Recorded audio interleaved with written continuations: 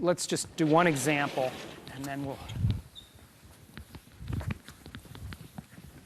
let's just do one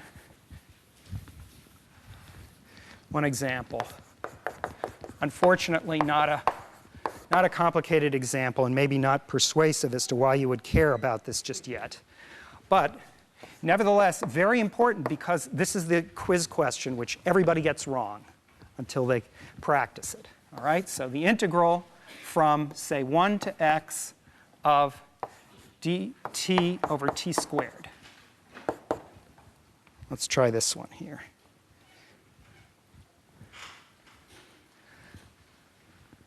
So here's an example of this theorem I claim.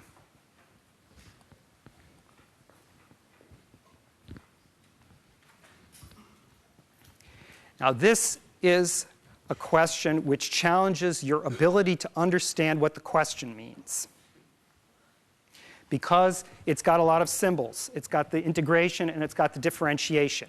However, what it really is an exercise in recopying. You look at it and you write down the answer. And the reason is that by definition, this function in here is a function of the form g of x of the theorem over here. And by definition, so this is the g of x. And by definition, we said that g prime of x is equal to f of x. Well, what's the f of x? Look inside here. It's what's called the integrand. This is the integral from 0 to x of f of t dt, right?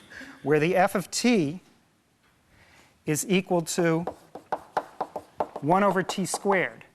So your ability is challenged. You have to take that 1 over t squared and you have to plug in the letter x instead of t for it, and then write it down. As I say, this is an exercise in recopying what's there. Right, so this is quite easy to do, right? I mean, you just look and you write it down, but nevertheless, it looks like a long, elaborate object here. Pardon me?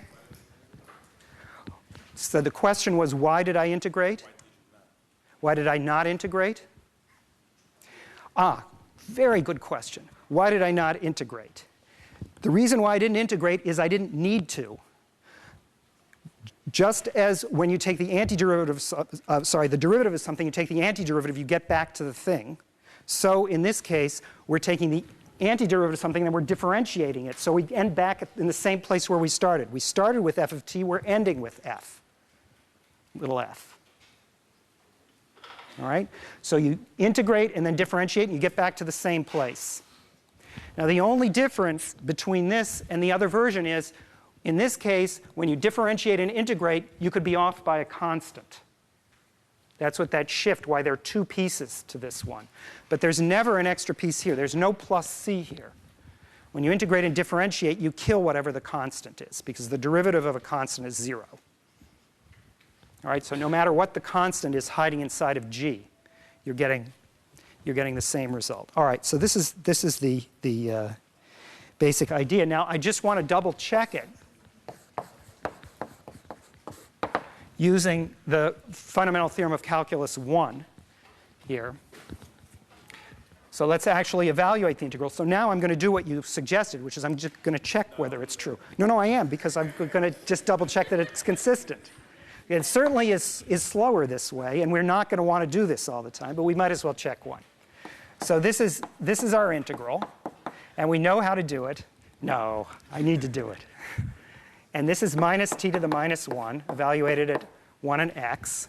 Again, there's something subliminally here for you to think about, which is that, remember, it's t is ranging between 1 and t equals x. And this is one of the big reasons why this letter t has to be different from x, because here it's 1 and there it's x. It's not x, so you can't put an x here. Again, this is t equals 1 and this is t equals x over there. And now if I plug that in, I get what? I get minus 1 over x, and then I get minus a minus 1. All right, so this is, let me get rid of those little t's there. So this is a little easier to read.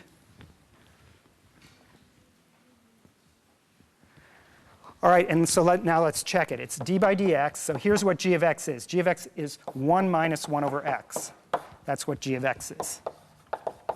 And if I differentiate that, I get plus 1 over x squared. That's it.